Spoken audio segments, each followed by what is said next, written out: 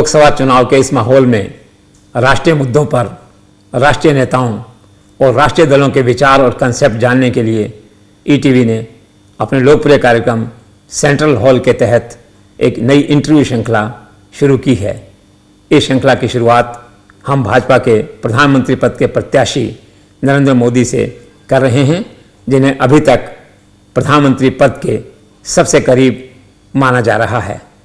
देश में जितने जनमत सर्वेक्षण पिछले महीनों में हुए हैं, उन सब में मोदी को प्रधानमंत्री पद की कुर्सी के सबसे करीब माना गया है। नरेंद्र मोदी कैंप का दावा है कि इस बार चुनाव में एनडीए 310 से ज़्यादा सीटें लेकर सरकार बनाएगी और नरेंद्र मोदी उस सरकार का प्रधानमंत्री के रूप में नेतृत्व करेंगे। वैसे राजनीति और सरकार का गठन संभावनाओं का खेल है। विपक्षियों का कहना है कि किसी भी सूरत में नरेंद्र मोदी या एनडीए को 272 का जादुई आंकड़ा नहीं मिलेगा और उन्हें जोड़ तोड़ करने के लिए विवश होना पड़ेगा।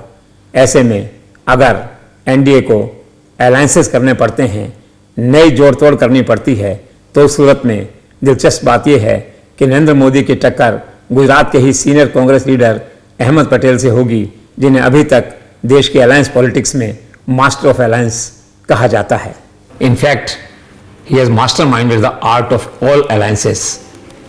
He is the ultimate architect of all alliances in the Congress party, all in one, a one-man show. लेकिन जोड़ तोड़ की इन सारी संभावनाओं के बावजूद मतदाताओं का एक बड़ा वर्ग आज भी ये मानता है कि मोदी ही प्रधानमंत्री बनेंगे, क्योंकि इस बार यह चुनाव नहीं है, एक रेफरेंडम है। इसीलिए आज बड़ी संख्या में लोग ये जानना चाहते हैं कि प्रधानमंत्री पद के इस उम्मीदवार की भावी योजनाएं क्या है। विदेश नीति पे, रक्षा नीति पे, आर्थिक मसलों पे मोदी के विचार क्या हैं। लेकिन मोदी इलूसिव बने हुए हैं, मोदी एक्सक्लूसिव बने हुए हैं, मोदी मीडिया से दूरी बनाए हुए हैं। इस सारे माहौल में उन्होंने अपना पहला इंटरव्यू ईटीवी नेटवर्क को दिया है। ईटीवी नेटवर्क अपने 35 करोड़ दर्शकों की व्यूवरशिप के साथ आज अपनी स्वतंत्र, निष्पक्ष और फेयर एडिटोरियल पॉलिसी के लिए जाना जाता है। हर कोई जानता है कि हम किसी राजनीतिक दल के साथ नहीं हैं, हम किसी व्यक्ति विशेष के साथ नहीं हैं, हम घटनाओं के साथ हैं, हम खबरों के साथ हैं, हम जनता के साथ हैं। We are the voice of the people. और इसी वॉइस ऑफ द पीपल को नरेंद्र मोदी ने स्वीकार किया और सबसे पहले इस ग्रासरूट चैनल को ही इंटरव्यू के लिए उपयुक्त माना। दिलचस्प बात यह है कि नरेंद्र मोदी के कार्यालय में 240 से अधिक न्यूज़ चैनल्स, समाचार पत्रों और दूसरी संस्थाओं के इंटरव्यू के आवेदन पेंडिंग हैं।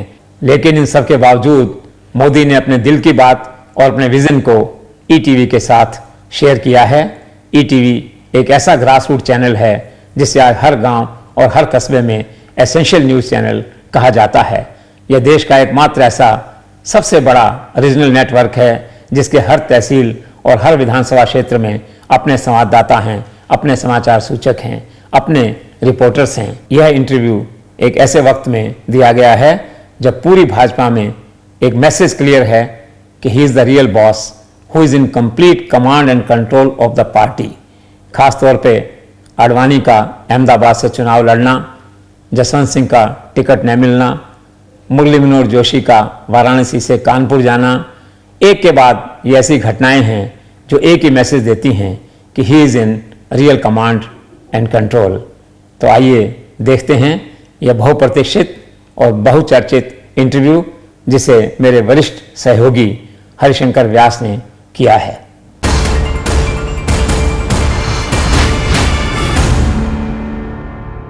नमस्कार, मैं हूं हरिशंकर व्यास। सेंट्रल हॉल में आपका स्वागत है।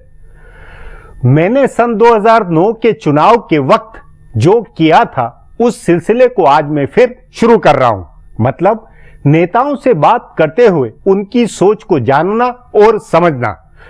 मेरी पहली बातचीत नरेंद्र मोदी के साथ है। सन 2009 में भी मैंने उनसे बातचीत की थी, पर तब और अब का फर्क बहुत है। तब मैंने गुजरात के दंगों और उनके प्रादेशिक राजकाज पर फोकस किया था, लेकिन आज नरेंद्र मोदी का नाम हर किसी की जुबान पर चढ़ा हुआ है। क्या नौजवान, क्या महिलाएं और क्या कारोबारी, सभी फिदा है।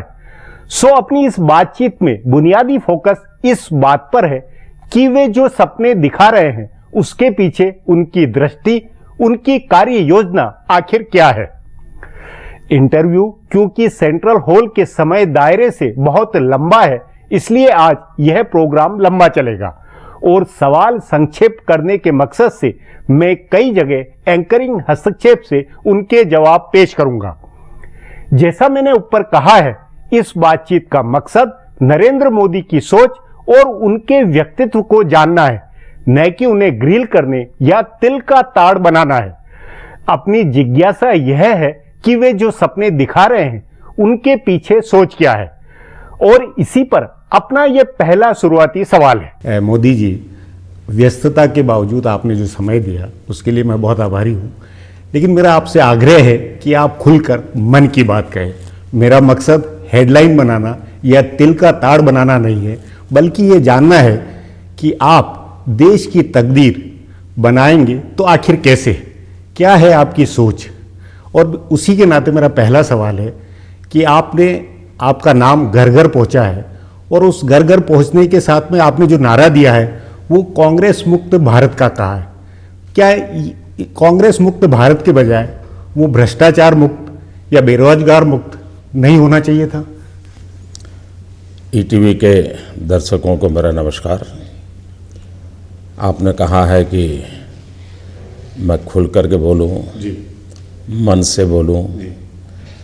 इस देश में मेरी एक बात में तो पहचान है कि मोदी जब बोलता है तो खुल कर के बोलता है, मन से बोलता है, इतना ही नहीं दिल से बोलता है। तो मैं आपसे जो बात करूंगा दिल से करूंगा। और लोकतंत्र में हम लोगों का दायित्व है कि हमारे और जनता के बीच कोई पर्दा नहीं होना चाहिए। जनता को हम क्या हैं, हम क्या सोचते हैं, हम क्या करते हैं, हम क्यों करते हैं, हम कैसे करते हैं, हम किसके लिए करते हैं, ये सब जानने का जनता को पूरा पूरा अधिकार है। और इसलिए मैं इन बातों में मेरा कन्विक्शन है। तो इसके लिए मुझे खुशी होती है जब सच बोलना होता है। तो दूसरा विषय आपने पूछा कि कांग्रेस मुक्त भारत। मैं जब कांग्रेस मुक्त भारत की बात करता हूं तब पिछले 60 साल में कांग्रेस ने राजनीति में जिस कार्य संस्कृति को पनपाया है उस कार्य संस्कृति से मुक्ति की बात करता हूं। कांग्रेस ने जो वोट बैंक की राजनीति को सत्ता हथियाने का साधन बना दिया है उससे मुक्ति की बात करता हूं। पिछले 10 साल में शायद हिंदुस्तान के आज़ादी के बाद भ्रष्टाचार का इतना भयानक रूप देश को कभी देखने को नहीं मिला। और इसलिए कांग्रेस मुक्त भारत का मतलब है कुशासन से मुक्त भारत, वंशवाद से मुक्त भारत, अलोकतांत्रिक तरीकों से मुक्त भारत, संवैधानिक संस्थाओं के दुरुपयोग से मुक्त भारत, महंगाई से मुक्त भारत, संकटों से मुक्त भारत। और कांग्रेस इन्हीं चीज़ों का पर्याय बन गया है। जी नहीं, लेकिन आप मोदी जी पिछले 60 सालों में 2-3 बार ऐसे मौके आए जब कांग्रेस मुक्त भारत हुआ भी, गैर कांग्रेसी सरकार बनी। लेकिन गैर कांग्रेसी सरकार दिल्ली में बनी, अनुभव मोटे तौर पर यही आया कि चेहरे बदले लेकिन कुछ हुआ नहीं, वही एक तरह से कांग्रेसवाद सही चला या कांग्रेसी अंदाज में ही राज चला। उससे अलग कैसे होगा, क्या होगा? आप एकदम 100% सही है जी। क्योंकि देश में जितनी भी सरकारें बनी जी, अटल जी की सरकार को छोड़ करके जी, उसके सारे मुखिया कांग्रेस गोत्र के ही थे जी। वो कांग्रेस में ही पले बढ़े थे, कांग्रेस में ही पैदा हुए थे, लेकिन कांग्रेस से राजनीतिक कारणों से, वैयक्तिक द्वेष के कारण वो निकले थे। तो ये सारी जितनी सरकारें बनी हैं वो एक प्रकार से कांग्रेस की ही सरकारें थी। तो उस तक जी, उन नेताओं का गोत्र कांग्रेस का था। अकेले अटल बिहारी वाजपेयी ऐसे प्रधानमंत्री देश को मिले जिनका गोत्र कांग्रेस का नहीं था। और इसलिए देश को पिछले 60 साल के शासनों में अटल जी के कालखंड का शासन बिल्कुल भिन्न दिखता है, क्योंकि वो एक भिन्न विचार के, भिन्न संस्कार के, भिन्न संस्कृति के, भिन्न आदर्शों की राजनीति को लेकर के आए थे। नहीं, लेकिन उसमें भी ये कि दिल्ली का जो सत्ता तंत्र है, जो दिल्ली की जो व्यवस्था है, सिस्टम है, वो वही चलते रहने के कारण, उसके कारण कोई खास बुनियादी जो एक परिवर्तन या होना चाहिए था वो नहीं हुआ है, उसकी कमी, और उसके कारण अब आगे आपने उस नाते क्या विजन बनाया हुआ है?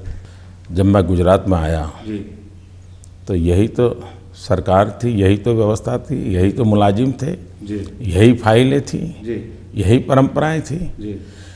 उसके बावजूद भी बदलाव आया।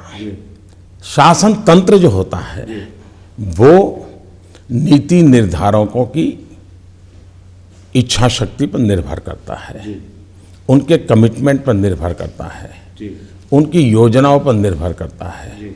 और इसलिए शासन तंत्र ये संकट नहीं होता है, शासन तंत्र चलाने वाला कैसा है उस पर निर्भर करता है। और इसलिए व्यवस्थाएं, क्या रातों रात आप 2 करोड़ सरकारी मुलाजिमों को निकाल देंगे क्या?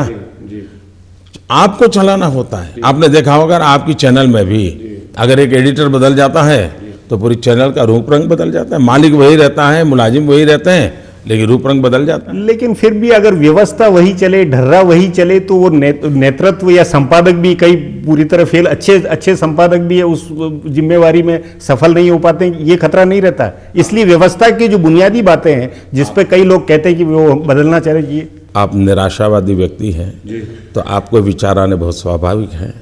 मैं आशावादी व्यक्ति हूँ, विश्वास रखता हूँ और अनुभव की कसौटी पर कस करके निकला हूँ। और मैं मानता हूँ कि देश बुरा नहीं है, यहाँ के लोग बुरे नहीं हैं, यहाँ की व्यवस्थाएं बुरी नहीं है। मुसीबत ऐसी है, सही नेतृत्व मिले, सही दिशा में चल पड़ेंगे। उस नाते पिछली यूपीए सरकार, जो 10 वर्ष की पिछली सरकार थी, उसकी कमियां, उसकी गड़बड़ियों के मद्देनजर आप आगे के मामले में क्या दृष्टि, क्या विजन या क्या ब्लूप्रिंट बनाया हुआ लगता है? सबसे बड़ा संकट क्या है? देखिए, देश के सामान्य मानवी का न सिर्फ कांग्रेस पार्टी से भरोसा टूटा है, न ये प्रधानमंत्री से भरोसा टूटा है, लेकिन सरकार नाम की जो व्यवस्था है उसका ही भरोसा टूट गया है। कोई देश अविश्वास के बलबूते पर जीवित भी नहीं रह सकता है, चलने का तो सवाल छोड़िए। सबसे पहली आवश्यकता है देश में एक विश्वास पैदा करना, एक भरोसा पैदा करना। और ये चुनाव आप देखिए, 2014 का चुनाव सिर्फ नकारात्मकता का चुनाव नहीं है, वो विश्वास, आशा का चुनाव है। आशा विश्वास का इलेक्शन फॉर होप।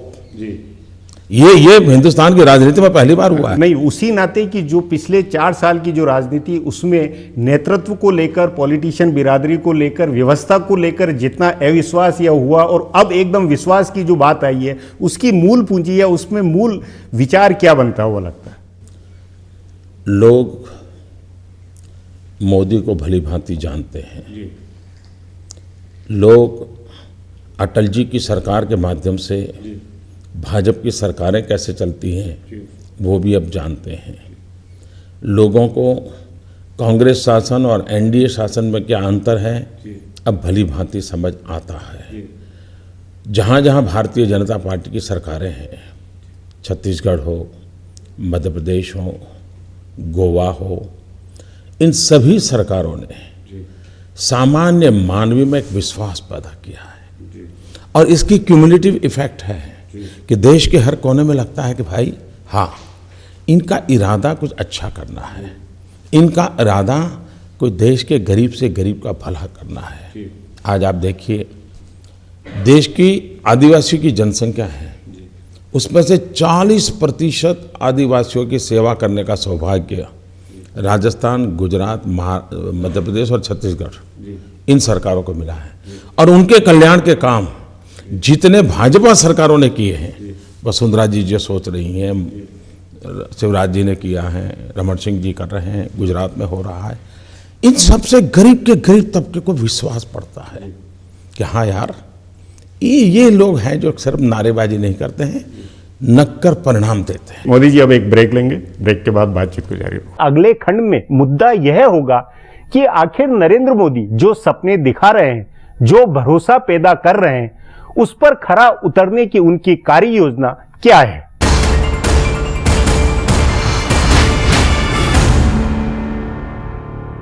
नमस्कार, मैं हूं श्वेता और आप देख रहे हैं नरेंद्र मोदी का सुपर एक्सक्लूसिव इंटरव्यू। भाजपा के पीएम पद के उम्मीदवार नरेंद्र मोदी के इंटरव्यू के इस हिस्से की समीक्षा कर रहे हैं ETV news network head Jagdish Chandra. Modi का सारा राजनीतिक दर्शन इस फिलॉसफी पर आधारित है कि पिछले 10 वर्षों का कांग्रेस का यूपीए का कार्यकाल इस देश के इतिहास में सबसे कमजोर और एक वर्स्ट कार्यकाल रहा है, जिसे वे बदलना चाहते हैं। सत्ता में आना उनका एकमात्र उद्देश्य नहीं है, ऐसा वे कहते हैं।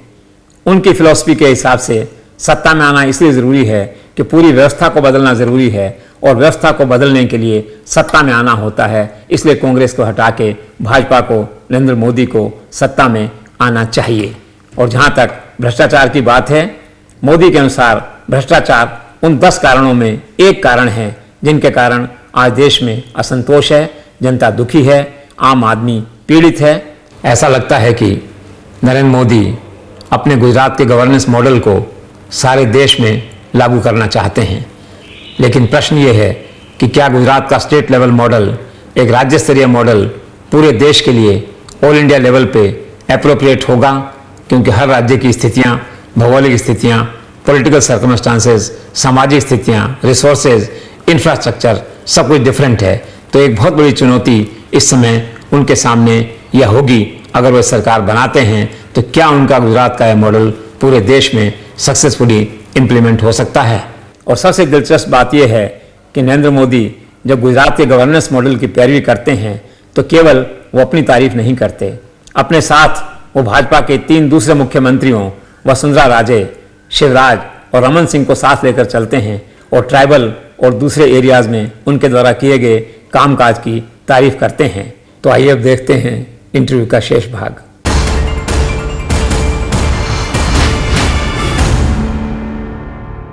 नरेंद्र मोदी समस्याओं और मसलों को लेकर बहुत कुछ बोल रहे हैं, साथ ही यूपीए सरकार की कमियों का भी वे हवाला देते हैं। समस्याओं को सुलझाने के उनके अपने नुस्खे हैं, गुजरात में काम के वक्त के उनके अनुभव हैं, उसी के हवाले उनको विश्वास है कि वे कई क्षेत्रों में नई ठोस पहल करने में समर्थ है। मोदी जी, आपने जो विश्वास है उस विश्वास पर खरा उतरने के लिए क्या कुछ योजनाबद्ध, समयबद्ध कुछ कार्यक्रम, कुछ ब्लूप्रिंट बनाया हुआ है क्या? बिल्कुल, मेरे दिमाग में साफ है कि सरकार बनने के बाद क्या प्रायोरिटी होगी, गरीब का भला करने के लिए क्या होगा, शासन व्यवस्था के अंदर जान भर देना, प्राण भर देना, उनको गति देना, देश की जनता जनार्दन में विश्वास पैदा करना, मेरे दिमाग में बहुत साफ है। नहीं तो उस नाते आपने जो कहा है और आपकी जो बात है, उस बात को एक तरह से लोगों ने राष्ट्रपति चुनाव की तर्ज पर लिया और आपको बतौर एक नायक की तरह जिस दृष्टि से लोग देख रहे हैं, उसमें मेरा ये कहना है कि लोगों को ये जानने की बहुत कि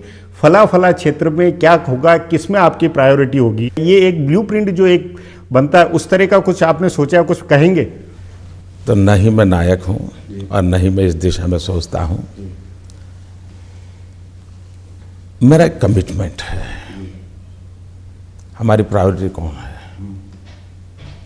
इस देश का गरीब है, इस देश का नौजवान है, असुरक्षा महसूस कर रही माताएं बहनें हैं, हमारा किसान है, हमारा सेना में बैठा हुआ जवान है। लाल बहादुर शास्त्री कहते थे, जय जवान जय किसान। जिस प्रकार से जवानों के सर काट लिए जाते हैं, जिस प्रकार से किसान आत्महत्या करते हैं, तो ऐसा लगता है कि कांग्रेस का तो नारा बदल गया है, मर जवान मर किसान। ये उन्होंने करके रख दिया है।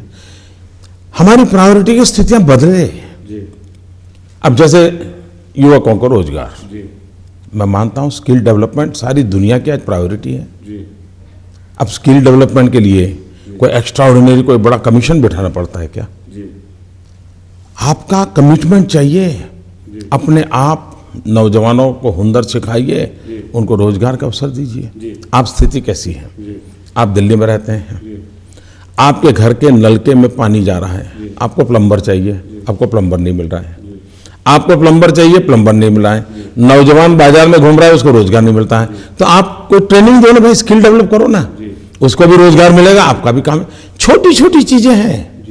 इन सरकारों ने बारीक चीजों पर ध्यान नहीं दिया, सिर्फ वोट बैंक की राजनीति करते रहो, इसी का नतीजा। मतलब ये कि जो मौजूदा सोच है या जो योजना है उन्हीं पर कायदे से और अगर मजबूती के साथ अमल हो तो काफी समस्याओं का समाधान हो जाएगा। उनकी योजनाएं वोट बैंक की राजनीति की योजनाएं हैं, वो एक तरफ करके अगर काम वो सारी योजनाएं वोट बैंक की राजनीति हैं।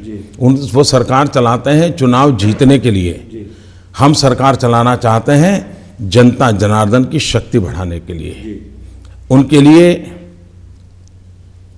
पावर कैसे ग्रैब करना वो है, हमारे लिए जनता जनार्दन को एम्पावर कैसे करना वो हमारा टारगेट है। जी, उस नाते नीतिगत तौर पर क्या कुछ मतलब इसको नीतिगत खांचे में या एक विचारधारा के खांचे में इसको किस तरह रखा जाएगा? जैसे मैं बताऊं, एग्रीकल्चर सेक्टर, क्या हमने हमारे समय की मांग नहीं है कि हमारी जमीन पर उत्पादकता बढ़े? जमीन तो बढ़ने वाली नहीं है, तो जो सीमित जमीन है, आज अगर हमारे किसान को आत्मनिर्भर बनाना है तो हमें 1 एकड़ भूमि में आज जितना उत्पादन होता है वो डबल कैसे हो, 3 गुना कैसे हो, ये हम टारगेट नहीं कर सकते क्या? अनुमानक कर लिया, क्या हम सॉइल केयर करने के लिए कोई व्यवस्था खड़ी नहीं कर सकते? सॉइल हेल्थ कार्ड नहीं बना सकते हैं? उसकी ज़मीन की तबीयत कैसी है किसान की, उसको पता तो होना चाहिए, बेचारे को पता नहीं है। वो कोई भी फर्टिलाइजर डाल देता है, वो कोई भी प्रकार की दवाइयाँ डाल देता है, उसको पता नहीं होगा कि इस ज़मीन में कौन सी फसल हो सकती है, वैज्ञानिक तरीका दे सकते हैं। इरिगेशन इंफ्रास्ट्रक्चर, देश का दुर्भाग्य है कि आज़ादी के बाद जो इरिगेशन का इंफ्रास्ट्रक्चर होना चाहिए वो नहीं हुआ। अटल बिहारी वाजपेयी जी ने एक इनिशिएटिव लिया था रिवर ग्रिड का, अगर नदियों को जोड़ने का काम किया होता तो जहाँ बाढ़ आती है वहाँ पर संकट आता है, बाढ़ से बचेंगे, जहाँ सूखा रहता है संकट आता है, सूखे से बचते हैं। अगर इस काम, और अभी सुप्रीम कोर्ट ने डंडा मारा है कि अटल बिहारी वाजपेयी जी ने जिस काम को आरंभ किया है क्यों अटका पड़ा है, सुप्रीम कोर्ट को डंडा मारना पड़ा। अब देश के सभी लोग मानने लगे हैं कि अगर हम गंगा और कावेरी को जोड़ते हैं, हम बड़ी बड़ी नदियों को छोटी नदियों के साथ जोड़ करके एक पूरा नेटवर्क बना देते हैं। ये बड़ा विजन आपका कृषि और सिंचाई को लेकर है जिस पे अमल की उम्मीद की जा सकती है। हाँ बिल्कुल किया जा सकता है। ये गुजरात कोई एग्रीकल्चर सेक्टर में नहीं था, हमने आज एग्रीकल्चर सेक्टर में अपना स्थान बना दिया। उसी प्रकार से हमने श्वेत क्रांति की, लेकिन उसको गुजरात तक सीमित रह गया। क्या हिंदुस्तान के पशुपालक, हिंदुस्तान के किसान उसको पशुपालन के साथ जोड़ करके वो उसको वायबल कैसे हो, हमारे पास जितने पशु हैं उनकी प्रोडक्टिविटी कैसे बढ़े और ये इनकम उसको कैसे बढ़े। दूसरा, एग्रीकल्चर सेक्टर को टुकड़ों में देखने की ज़रूरत नहीं है। मैं हमेशा कहता हूँ 3 हिस्सों में देखना चाहिए, 1/3 रेगुलर कृषि, 1/3 पशुपालन और 1/3 जहाँ खेत का किनारा होता है, किनारों पर वृक्षों की खेती। वृक्षों की खेती के कारण क्या होता है, आज देश को जो टिम्बर इंपोर्ट करना पड़ता है ना, टिम्बर इंपोर्ट करना बंद हो जाएगा, किसान की आय बढ़ेगी। हम एक नए तरीके से सोचे। दूसरा, देश का दुर्भाग्य है, किसान अनाज पैदा करता है, खेत में काम करता है, सिर्फ अपना पेट भरने के लिए नहीं करता है। किसान हिंदुस्तान के गरीब से गरीब का पेट भर करके उससे संतोष होता है, लेकिन वही अनाज जब सड़ जाता है तब उसकी बेचैनी बढ़ जाती है। और इतना ही नहीं, सुप्रीम कोर्ट को कहना पड़ता है कि इस अनाज को गरीबों को बांट दो। वो अनाज गरीबों को नहीं बांटते, सड़ने देते हैं और बाद में शराब बनाने वाली कंपनियों को 80-85 पैसे में बेच देते हैं। इसकी किसान को कितनी पीड़ा होती होगी, इसका किसी को अंदाज नहीं है। इससे हिंदुस्तान की जवानी कितनी बर्बाद होती है, इसका किसी को अंदाज नहीं है। और इसलिए हम व्यवस्थाओं में कैसे एक तौर तरीके बदले। नरेंद्र मोदी के अनुसार रोजगार और औद्योगिकीकरण के साथ खेती जुड़ी हुई है। उनका मानना है कि कृषि आधारित उद्योग लगाकर युवाओं के लिए बहुत रोजगार अवसर पैदा किए जा सकते हैं। इस बारे में उनका कहना है, आज रोजगार के लिए अनेक अवसर हैं, औद्योगिक क्षेत्र में बहुत अवसर है, लेकिन हमने औद्योगिक क्षेत्र की प्रायोरिटी तय करनी चाहिए। क्यों न हम एग्रो बेस्ड इंडस्ट्रीज को बढ़ावा क्यों न दें, हम वैल्यू एडिशन क्यों न करें। हमारा किसान टमाटर बेचता है तो बेचारे को पैसे नहीं मिलते, बिगड़ जाता है, लेकिन टमाटर का केचप बनता है तो उसकी इनकम बढ़ेगी। एग्रो बेस्ड इंडस्ट्री को कैसे बढ़ा दे। गुजरात क्योंकि समुद्र का किनारा लिए हुए हैं, उस नाते बतौर मुख्यमंत्री नरेंद्र मोदी के जो अनुभव है उसी में उनका यह भी मानना है कि शिपिंग उद्योग का विकास करके काफी लोगों को रोजगार दिया जा सकता है। इतना बड़ा समुद्री तट है हमारे पास, कम से कम टेक्नोलॉजी की जिसमें जरूरत होती है, टर्नर, फीटर, वेल्डर से जो काम होता है वो है ship industry, shipping, ship business, ship building. आज कोरिया जैसा देश शिप बिल्डिंग में इतना आगे बढ़ गया है। हम हमारे समुद्र तट पर इस शिप बिल्डिंग को कितना बढ़ावा दें ताकि दुनिया में शिपिंग इंडस्ट्री की इतनी बड़ी मांग है, हम गरीब से गरीब को रोजगार दे सकते हैं। नरेंद्र मोदी पर्यटन क्षेत्र पर बहुत जोर देते हैं। इस बातचीत में उन्होंने इसके जरिए देश और दुनिया को जोड़ने की अपनी सोच बताई, तो यह भी कहा कि इससे काफी लोगों को रोजगार दिया जा सकता है। टूरिज्म, दुनिया के अंदर $3 ट्रिलियन का टूरिज्म का क्षेत्र इंतजार कर रहा है। हिंदुस्तान के पास सारी दुनिया को देने के लिए क्या कुछ नहीं है। हम अगर टूरिज्म पर बल देते हैं, गरीब से गरीब लोगों को रोजगार मिलता है। चाय बेचने वाला कमाता है, पकौड़े बेचने वाला कमाता है, बिस्किट बेचने वाला कमाता है, ऑटो रिक्शा वाला कमाता है, छोटी छोटी रेस्टोरेंट वाला कमाता है, हैंडीक्राफ्ट बनाने वाला कमाता है, और एक फ्लोटिंग पॉपुलेशन रहता है। और उसके कारण इतना बड़ा हिंदुस्तान की इकोनॉमी जनरेट हम कर सकते हैं। हम टूरिज्म सेक्टर को कैसे बल दें। इतना ही नहीं, मेरा एक कन्विक्शन है, टूरिज्म सेक्टर एक बहुत बड़े एम्बेसडर के रूप में दुनिया की आपकी छवि पहुंचाता है। दूसरा मेरा तो नारा है, टेररिज्म डिवाइड्स, टूरिज्म यूनाइट्स। विश्व को जोड़ने की ताकत टूरिज्म में है। इस आम चुनाव में लोगों के स्वास्थ्य हक का मसला उभरा है, लेकिन नरेंद्र मोदी की सोच अलग ही है। वे स्वास्थ्य के क्षेत्र में नए नजरिए की जरूरत बताते हैं। उनका कहना है कि बेहतर स्वास्थ्य व्यवस्था में बड़ी जरूरतों के साथ छोटी छोटी बातों पर भी ध्यान दिया जाना चाहिए। पहली बात तो यह है, हम लोग अभी अटके हुए हैं हेल्थ इंश्योरेंस पर। आवश्यकता है हेल्थ एश्योरेंस की। दूसरा, हम लोग बीमारी की चिंता करते हैं, तंदुरुस्ती की चिंता नहीं करते हैं। हमने अपना फोकस वीकनेस के ऊपर जाना है कि वेलनेस पर जाना है, ये बदलना पड़ेगा। दूसरा, प्रिवेंटिव हेल्थ केयर, ये हमारी प्रायोरिटी होनी चाहिए। अगर पीने का लोगों को शुद्ध पानी मिलता है तो बीमारियां अपने आप कम हो जाएगी। स्कूल के अंदर बच्चों को छोटी छोटी चीजें अगर सिखाई जाएगी, हाथ धोना चाहिए, हाथ धो करके खाना चाहिए, ये सारी चीजें हैं। प्रिवेंटिव हेल्थ ये सबसे बड़ा आवश्यक काम है। सफाई, महात्मा गांधी जीवन भर सफाई के लिए जीते रहे। अब 5 साल के बाद महात्मा गांधी को 150 होंगे। क्या ये देश सपना नहीं देख सकता? जब गांधी के 150 हम मनाएंगे तब हिंदुस्तान में गांधी को हम एक स्वच्छ हिंदुस्तान देंगे। गांधी जीवन भर सफाई के लिए जीते थे। हम सफाई को ही एक मोटो बना लें और हम सफाई के विषय में कोई कॉम्प्रोमाइज नहीं करें। आप देखिए हेल्थ सेक्टर को बहुत बड़ी मदद होगी। दूसरा, सबसे बड़ी आवश्यकता है डॉक्टरों की। आज देश की आवश्यकता की तुलना में हम 10% भी डॉक्टर तैयार नहीं कर रहे हैं। मेडिकल कॉलेजेस कम है, स्टूडेंट्स को अवसर नहीं मिल रहा है। क्यों ना हिंदुस्तान के हर डिस्ट्रिक्ट में एक मेडिकल कॉलेज क्यों ना हो? पब्लिक प्राइवेट पार्टनरशिप मॉडल को क्यों आगे ना बढ़ाया जाए? उसके कारण क्या होगा, डिस्ट्रिक्ट में अस्पताल भी एक अच्छा बन जाएगा, मेडिकल कॉलेज भी बन जाएगा और वहीं के नौजवान अपने गांवों में सेवा भी करेंगे, तो डॉक्टरों की संख्या भी बढ़े। यानी इंफ्रास्ट्रक्चर का जितना आवश्यक है उतना ही ह्यूमन रिसोर्स का आवश्यकता है। तीसरी बात है, दवाई सस्ती कैसे मिले? क्यों ना हम दवाई सस्ती दे सके? हम रिसर्च और इनोवेशन को बल दें, हम दवाई सस्ती दें, अगर ये हम कर सकते हैं, हाँ, छोटे छोटे प्रयोग होते हैं, कुछ सरकारी अस्पताल होते हैं, बहुत बड़ा ऑपरेशन थिएटर होता है, लेकिन एक शिफ्ट चलता है, उसको 2 शिफ्ट क्यों नहीं चलाया जा सकता है? ज़्यादा पेशेंटों को, यानी छोटे छोटे सुधार से भी हम बदलाव ला सकते हैं।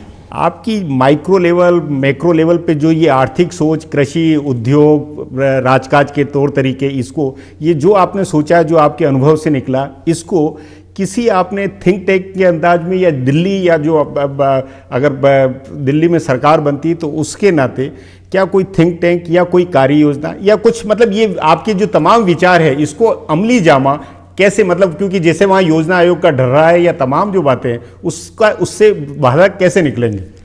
125 करोड़ देशवासी, यही मेरी थिंक टैंक है। हजारों साल की विरासत, यही मेरी थिंक टैंक है। बदलता हुआ विश्व, नई नई टेक्नोलॉजी, रिसर्च, इनोवेशंस, ये मेरी प्रतिबद्धता है और इसमें जुड़ने वाला हर व्यक्ति मेरा मार्गदर्शक। नहीं, ये आपके व्यक्तिगत स्तर पर मेरे लिए रास्ते चलते व्यक्ति का सुझाव भी वो मेरे लिए बहुत इंपॉर्टेंट है, बहुत महत्व रखता है। मतलब और कभी कभी एक गांव का गरीब किसान का सुझाव भी देश के बदलाव लाने का बहुत बड़ी ताकत बन जाता है। मतलब दिल्ली का जो नौकरशाही ढांचा, जो वहाँ की प्लानिंग का जो अंदाज है, उसके ऊपर आप भरोसा नहीं करेंगे, आप अपने मौलिक, आप अपनी सोच के अनुसार उस पर अमल करवाएंगे। आपकी सोच, आपके शब्द, आपका अनुभव मेरे मुंह में मत डालिए। मोदी जी, अब एक ब्रेक लेंगे, ब्रेक के बाद बातचीत को जारी। ब्रेक के बाद आर्थिकी के बहुत अहम मसलों पर जहां चर्चा है, वहीं राष्ट्रीय सुरक्षा और कानून, पुलिस व्यवस्था आदि पर भी फोकस है।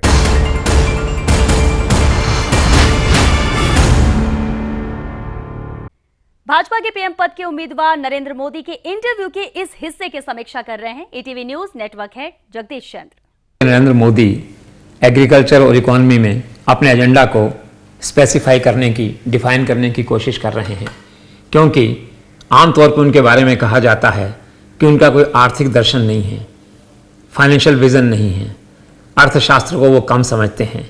लेकिन मोदी ने इन सारे आरोपों को, इस सारी विचारधारा को तोड़ने की कोशिश की है।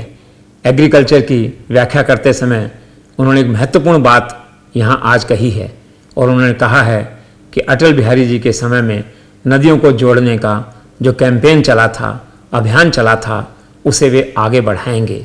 इसे वे देश के लिए ज़रूरी मानते हैं और ये कहते हैं कि वे नदियों के मामले में, वाटर कनेक्टिविटी के मामले में अटल बिहारी के अधूरे सपने को वो खुद पूरा करेंगे।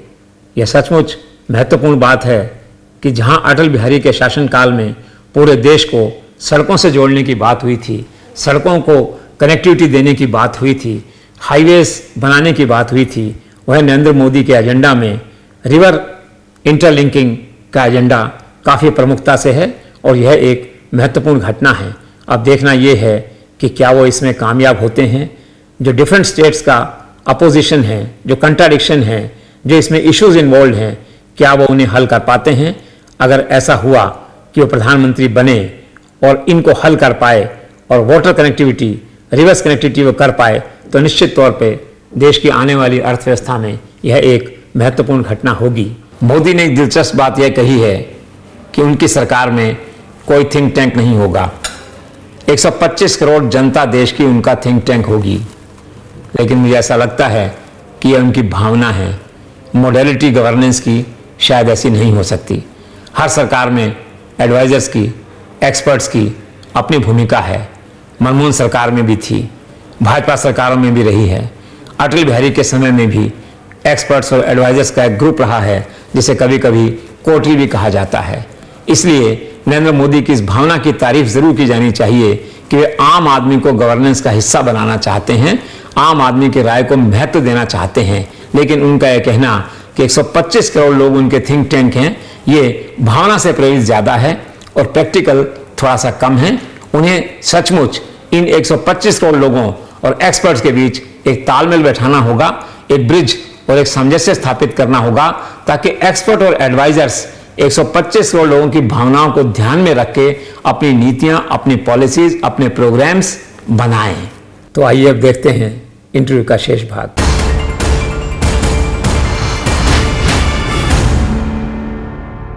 दुनिया भर में आर्थिक सुधारों और अर्थव्यवस्था को जाम करा देने वाले मसलों पर नरेंद्र मोदी के विचारों को जानने की उत्सुकता है। इस इंटरव्यू में उन्होंने कराधान से लेकर आर्थिक सुधारों और विदेशी निवेशकों के भरोसे की जरूरत पर जो बोला है वह बहुत महत्वपूर्ण है।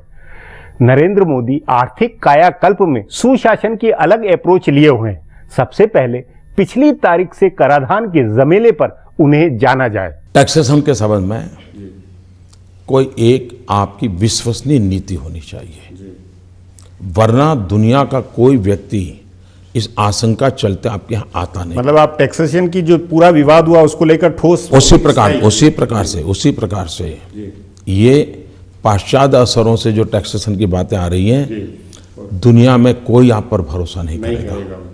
आप जो डील करते हैं उसको ठीक रहना चाहिए। आप रिट्रोस्पेक्टिव इफेक्ट से चीजें नहीं करनी चाहिए। विश्वास यानी आप अब सामान्य व्यापार में भी विश्वास उठ जाता है तो अंतरराष्ट्रीय जगह, और जब दुनिया में आप चाइना के साथ स्पर्धा कर रहे हैं, आप पूरे एशिया के अंदर अपने आप को उभारने की कोशिश कर रहे हैं, तो विश्वास पैदा करना, और मैं बताता हूं जी, विश्वास एक बहुत बड़ी पूंजी होती है और सरकार को विश्वास तोड़ने वाले कदम कभी उठाने नहीं चाहिए। उस विश्वास, और यही विश्वास की खातिर में मेरा यही सवाल है कि आर्थिक सुधारों को लेकर आपकी क्या रफ्तारी है, उसको लेकर क्या सोच रहे हैं कि कितना आगे बढ़ेंगे, किस में जो बीच में अभी जिस तरह के विवाद, जिस तरह के अवरोध आए, उसको लेकर आपका क्या कहना है? हमारे यहाँ क्या हो रहा है, तिजोरी खाली करने के वोट बैंक के कार्यक्रमों को लोग आर्थिक सुधार कहते हैं। वो आर्थिक सुधार नहीं है। आर्थिक सुधार वो होते हैं जो आपकी सारी व्यवस्था में नए प्राण भरते हैं, एक नई सोच की शुरुआत होती है, लोगों को आने का अवसर पैदा होता है। आर्थिक सुधारों से ये बनना चाहिए। आपने तो इतने कानूनों के जंगल बनाते जा रहे हो, कानूनों के जंगल बनाते जा रहे हो, आदमी कानूनों के जंगल में फंसता चला जा रहा है। आवश्यकता ये है कि हम कानूनों के जंगल को जरा कम करें, सिंप्लीफाई करें और प्रोसेस को बहुत शॉर्टकट करें। हमारे यहाँ हिंदू फिलॉसफी में कहते हैं कि 4 धाम की यात्रा करो तो मोक्ष हो जाता है, लेकिन हमारी सरकारों में फाइल है 40 धाम की यात्रा पूरी करे तब भी फाइल का मोक्ष नहीं होता है। ये बंद होना चाहिए। क्यों ना हम व्यवस्थाओं को सिंक्रोनाइज करें। दूसरा, टेक्नोलॉजी से ट्रांसपेरेंसी लानी है। अब एनवायरनमेंट मैं बताता हूं क्या कारण है कि एनवायरनमेंट के नाम पर सारे प्रोजेक्ट रोक दिए जाए। सिग्नेचर की हुई फाइलें पड़ी है, क्यों पड़ी है? आखिर के मंत्रियों को बदलना पड़ रहा है, क्यों बदलना पड़ रहा है? कितनी गंभीर समस्या है। और इसलिए हम जब जितनी बड़ी मात्रा में टेक्नोलॉजी का उपयोग करेंगे, चाहे ई प्रोक्योरमेंट हो, ई टेंडरिंग हो, ह्यूमन इंटरवेंशन जितना कम करेंगे, दुनिया के देशों का विश्वास बढ़ेगा। मतलब ये सुशासन के आपके जो पैरामीटर में ये सारी चीजें आती हैं। ये सुशासन के ही नहीं है, सुशासन के तो है ही है, लेकिन ये एक विकास की लंबी सोच का भी हिस्सा है। आपने गुजरात के अंदर औद्योगिकीकरण का जो माहौल बनाया, जो किया, उसका गुजरात के इस मॉडल को क्या अखिल भारतीय स्तर पर, राष्ट्रीय स्तर पर अमल किया जा सकता है? पहली बात यह है, उस पर कितना फोकस रहेगा? पहली बात यह है, भारत एक संघीय ढांचा है। हमने राज्यों को प्रोत्साहित करना चाहिए। केंद्र की नीतियां ऐसी हो जो सब राज्यों की उनकी क्षमता के अनुसार कार्य करने का अवसर दें। अगर मुझे मान लीजिए दिल्ली में के सरकार के पास किसी देश का एक डेलीगेशन आया, वो इन्वेस्टमेंट करना चाहता है, तो दिल्ली सरकार कहाँ इन्वेस्टमेंट कराएगी? उसका काम है कि वो मान लीजिए भाई बिहार में इन्वेस्टमेंट करने योग्य है, तो बिहार की सरकार से उनको मेल करवा दे, उनको विश्वास दे। उसको विश्वास होना चाहिए बिहार की सरकार और दिल्ली की सरकार दोनों मेरे साथ हैं। आज वो एनवायरनमेंट नहीं है, आज वो एनवायरनमेंट नहीं। आपको मैं हैरानी होगी, गुजरात में हमने वाइब्रेंट गुजरात समिट किया, दुनिया भर के इन्वेस्टर्स यहाँ आए, भारत सरकार के इनकम टैक्स डिपार्टमेंट ने नोटिस भेज दिया कि तुम गुजरात क्यों जा रहे हो। दिल्ली सरकार ने राज्यों के विकास में कभी आड़े नहीं आना चाहिए। औद्योगिक विकास के लिए ये बातें बहुत बड़ी मदद करती हैं। ऐसे ही राष्ट्रीय सुरक्षा के मामले में भी नरेंद्र मोदी की दृष्टि अलग है। सुरक्षा के मसले पर वे केंद्र सरकार के मंत्रालयों के कामकाज का सवाल उठाते हैं। पहली बात है भारत सरकार के पास जितने डिपार्टमेंट हैं वो मिजरेबली फेल हुए हैं। जिन डिपार्टमेंट विभागों में थोड़ा राज्य का कंट्रीब्यूशन में थोड़ा कुछ भी हुआ है, लेकिन जो भारत सरकार के डिपार्टमेंट, चाहे एविएशन हो, चाहे फॉरेन पॉलिसी हो, चाहे डिफेंस हो, चाहे इंटरनल सिक्योरिटी हो, मिजरेबली फेल गए हैं। आप देखिए रक्षा के क्षेत्र में कभी हमने देखा है कि सेना और डिफेंस मिनिस्टर के बीच में तनाव हो? 60 साल हो गए, इंदिरा जैसे लोग राज करते थे। क्या कभी सेना में हिंदू कौन मुसलमान कौन ये गिनती करने का पाप हुआ है क्या? ये काम किया जा रहा है। आज देखिए हमारी पनडुब्बियां डूब रही है, हमारे सेना के जवान मारे, क्यों? सब कहते हैं भाई फाइनेंशियल सपोर्ट नहीं है, डिसीजन मेकिंग प्रोसेस नहीं है, इसलिए हमारे संसाधनों को भी हम आधुनिक नहीं कर पा रहे हैं। हमारे जवान कुछ तो इसलिए मारे जा रहे हैं कि ट्रक ऐसी हैं पहाड़ों पे जा नहीं पाती और बाद में उनको मरने की नौबत आती है। कम से कम हमारी सेना को आधुनिक कैसे बनाएं, वेल इक्विप कैसे रखें, उनमें डिसिप्लिन की दिशा में, और सरकार और सेना के बीच में तनाव नहीं होना चाहिए, एक कोऑर्डिनेटेड एफर्ट्स होना चाहिए। और हम किसी को मारने के लिए सेना तो तैयार नहीं करते हैं, हम आत्मरक्षा के लिए सेना तैयार करते हैं, हमारे देश की आवश्यकताओं के लिए सेना तैयार करते हैं। चीन, पाकिस्तान, उनके जो रवैये हैं, अब आने वाले दिनों में अफगानिस्तान से अमेरिका जाने वाला है, क्या हमने विजुलाइज किया है? उसके बाद हमारी सीमा पर क्या क्या समस्या आने वाली है, उसके लिए हमने हमारी सेना को अभी से तैयार किया है क्या? उस दिशा में जो सोच होनी चाहिए वो आज नहीं है। सेना के जवानों के सर काट लिए जाते हैं, और एक आध बयान दे दिया जाता है, बाद में कुछ नहीं होता है। उसमें भी सेना एक बयान देती है, पार्लियामेंट में डिफेंस मिनिस्टर दूसरा बयान देते हैं, और इसका मजा पाकिस्तान उड़ाता है। तो ये स्थितियां बदलनी चाहिए जी। पर इस स्थिति के लिए आपने कहा कि जो केंद्र सरकार की जो मिनिस्ट्रीज है, जो वहां की जो ढांचा ढल रहा है, वो ज्यादा जिम्मेवार, या मतलब वो ढांचा भी, वो मिनिस्ट्री भी नेतृत्व की वजह से ठीक हो सकता है? यूपीए सरकार के पास कोई विजन ही नहीं है, कोई कमिटमेंट नहीं है, राष्ट्र रक्षा इनकी प्रायोरिटी नहीं है। ये सबसे बड़ा संकट है, और ये पूरी सरकार को मैं जिम्मेवार गिनता हूं, उनके एनएसी को भी इसमें मैं जिम्मेवार गिनता हूं, वो सबको जिम्मेवार करता हूं, मैं एक व्यक्ति को जिम्मेवार नहीं करता हूं, पूरे उनकी सोच। अब मुझे बताइए, आज हम अरबों खरबों का इंपोर्ट करते हैं डिफेंस इक्विपमेंट का, क्या भारत के नौजवान डिफेंस इक्विपमेंट नहीं बना सकते क्या? डिफेंस ऑफसेट हम नहीं बना सकते क्या? क्यों ना हम एक प्रोग्रेसिव एग्रेसिव पॉलिसी न बनाए? क्या हमारे हिंदुस्तान के उद्योगकार, हमारे हिंदुस्तान के नौजवान, हमारे हिंदुस्तान के इंजीनियरिंग यूनिवर्सिटी कॉलेजेस वो डिफेंस के लेकर के नए कोर्सेज चालू करें, और हम अपनी आवश्यकताओं के अनुसार हमारे साधन हम बनाएं? और क्यों हिंदुस्तान सपना न देखें कि हम आज दुनिया से हम शस्त्रास्त्र इंपोर्ट करते हैं, हम वो ड्रीम करें कि हम दुनिया के देशों को एक्सपोर्ट करेंगे।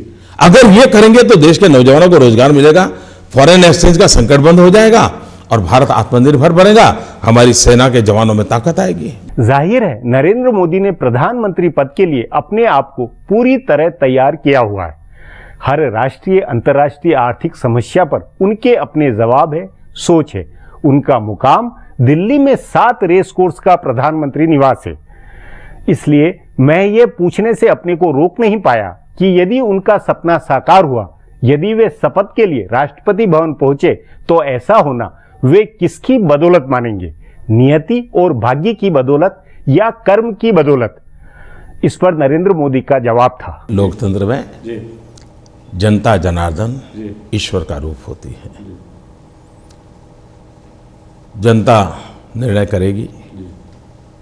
जहां तक नरेंद्र मोदी का सवाल है एक व्यक्ति के नाते, अब सारा देश जानता है कि मैं कहाँ पैदा हुआ, कैसे पला बढ़ा, और मेरा इस जीवन में विश्वास रहा है, और मैं देश के नौजवानों को भी हमेशा कहता हूं,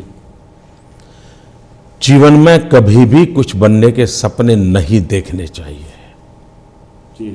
और मैंने भी कभी जीवन में कुछ भी बनने का सपना नहीं देखा है। मैं आज 27 तारीख को आपसे बात कर रहा हूं, तब भी मैं कह रहा हूं कि मैंने जीवन में कुछ बनने के सपने नहीं देखे हैं। हाँ, करने के सपने देखने चाहिए, उन सपनों को पूरा करने के लिए जीवन जुटा देना चाहिए। और मेरा क्या कर रहा है? देश की सेवा करनी है, समाज की सेवा करनी है, दलित, पीड़ित, शोषित, आदिवासी, गरीब, वंचित, इनके कल्याण के लिए मेरा जीवन काम आए, इस मकसद से घर छोड़ा है, इसी मकसद से परिवार छोड़ा है, इसी मकसद से गांव छोड़ा है। भारत मेरी माँ है, 125 करोड़ देशवासी मेरा परिवार है, उस परिवार में मैं खप चुका हूं और यही करने का लेकर के सपना लेकर निकला इसी पर बनने का सपना नहीं, करने का सपना। ये मैं बार बार कहता हूं। बनना वाली बहुत छोटी बातें होती हैं, कुछ करना ये बहुत बड़ी बात है। आप बचपन से अपने इरादों के धुनी रहे, कुछ करने के धुनी रहे और उसी लिए घर बार छोड़कर प्रचारक बने। लेकिन प्रचारक बनते हुए जो एक आपकी सोच थी, वो सोच और आज जो मौजूदा सोच है, वो किस मुकाम में, उसमें मतलब कितनी प्राप्ति, कैसे वो सोच यहां तक कैसे पहुंची? पहली बात है, बच्चा 5वीं कक्षा में अगर एडमिशन लेता है, 7वीं कक्षा में एडमिशन लेता है, 8वीं कक्षा में एडमिशन लेता है, वो एक नींव बनती हैं जो आगे जाकर के वो बहुत बड़ा साइंटिस्ट बनेगा, आगे नोबेल प्राइज विनर बनेगा, आगे रिसर्चर बनेगा, लेकिन ये नींव वहाँ पक्की होती है। मुझे बचपन में राष्ट्रीय स्वयंसेवक संघ के द्वारा देश के लिए जीने के संस्कार मिले हैं, डिसिप्लिन से जीने के लिए संस्कार मिले हैं, कठोर परिश्रम करने के लिए संस्कार मिले हैं, खुद के लिए नहीं औरों के लिए सोचने के संस्कार मिले हैं। और मैं इसके लिए राष्ट्रीय स्वयंसेवक संघ का ऋणी हूँ, जिन्होंने मुझे स्वयं, आज लोग, मैं जब दौरा करता हूँ लोग मुझे पूछते हैं, मोदी जी आप थकते नहीं हो क्या? आप सुबह शाम इतने दिनों से दौड़ रहे हो। उसका मूल कारण है संघ के अंदर कठोर परिश्रम की मेरी ट्रेनिंग हुई है, खुद के लिए कम सोचना, जिम्मेवारियों को पूरा करने के लिए ज्यादा सोचना, ये मुझे बचपन से ट्रेनिंग नहीं, ये है, लेकिन उसके साथ में मूल भाव समाज सेवा का था। लेकिन समाज सेवा के साथ राज या सत्ता का जो मुकाम बना, ये कन्वर्ट कैसे हुआ? मेरे लिए आज भी राजनीतिक क्षेत्र ये एम्बिशन नहीं है, एक मिशन है। हमारे लिए राजनीति सर्वोपरि नहीं है, राष्ट्र नीति सर्वोपरि है। हमारे लिए सत्ता सब कुछ नहीं है, समाज भक्ति सब कुछ है। यही तो हमारे संस्कार हैं, जो हम जहां भी बैठेंगे, जिस जिम्मेवारी के साथ बैठेंगे, जिस दायित्व को निभाएंगे, 125 करोड़ देशवासियों का कल्याण, भारत माँ फिर से एक बार जगत गुरु का स्थान प्राप्त करे, विश्व की स्पर्धा में हमारी भारत माता भी एक शक्ति बन करके उभरे, ये हर भारतवासी का सपना होना चाहिए। सिर्फ नरेंद्र मोदी का नहीं, 125 करोड़ देशवासियों का सपना होना चाहिए। ये आपने घर छोड़ते हुए या पारिवारिक बंधनों से मुक्त होते हुए आरएसएस ज्वाइन करते हुए ये इरादा, ये उद्देश्य किया था? दिन मुझे जितना भी मौका मिलेगा, अगर एक गरीब की सेवा करने का मौका मिलेगा तो एक की करूंगा, 50 की सेवा करने का मौका मिलेगा 50 के करूंगा, 5 लाख की सेवा करने का मिलेगा मौका मैं 5 का करूंगा, 6 करोड़ की सेवा करने का मौका मिलेगा तो 6 करोड़ की करूंगा, 125 करोड़ की सेवा करने का मौका मिलेगा तो 125 करोड़ की करूंगा। स्केल बदलता जाएगा, इरादा नहीं बदलेगा, रास्ता नहीं बदलेगा। मतलब वो नियति जहां ले गई, आप इसमें नियति को, अपना भाग्य को ज्यादा मानेंगे योगदान इस मुकाम पे, या कर्मवादी होने के का ज्यादा मानेंगे? मैं मानता हूं देश के लिए जो 3 चीजों की सबसे बड़ी आवश्यकता है, वो नेता, नीति और नियत। बाद ही अगर ये ठीक हुआ तो नियति भी तो अच्छा सोचती है। मोदी जी अब एक ब्रेक लेंगे, ब्रेक के बाद बातचीत को जारी। उसमें सोशल मीडिया में नरेंद्र मोदी के प्रति पैदा उम्मीदों के सैलाब पर चर्चा है।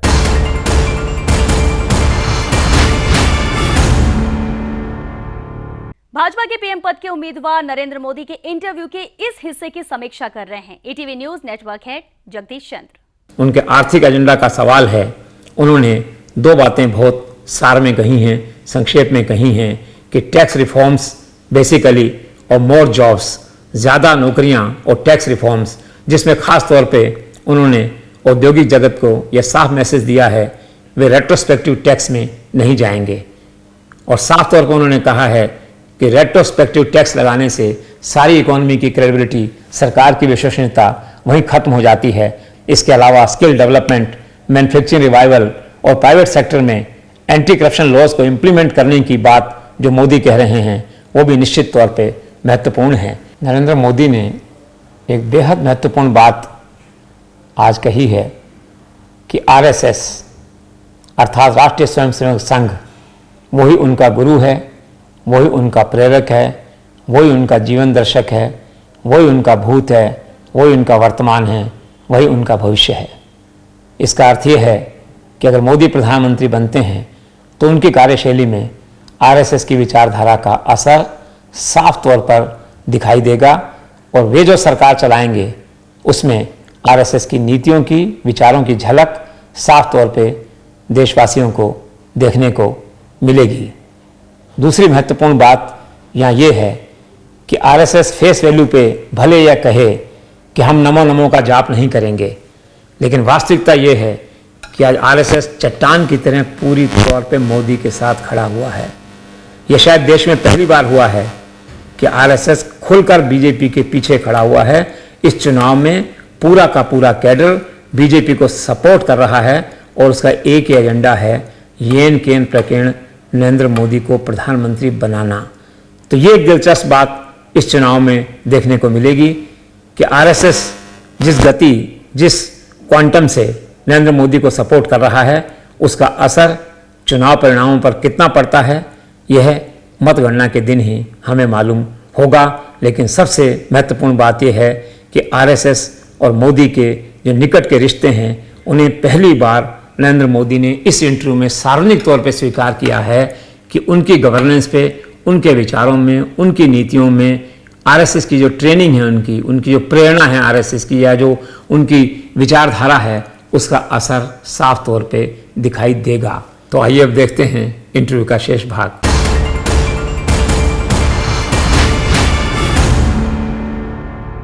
नरेंद्र मोदी को लेकर सोशल मीडिया में उम्मीदों का उफान आया हुआ है, मगर नरेंद्र मोदी का कहना है कि लोगों का उम्मीद करना गलत नहीं है। उम्मीद और उसे पूरा कर सकने के आत्मविश्वास का यह सवाल जवाब दिलचस्प है। मोदी जी, आपको लेकर लोगों में उम्मीदें इतनी अधिक है कि सोशल मीडिया में यहाँ तक कहा जाता है कि आप आएंगे तो डॉलर 40 रुपए का हो जाएगा, पेट्रोल 50 रुपए का हो जाएगा।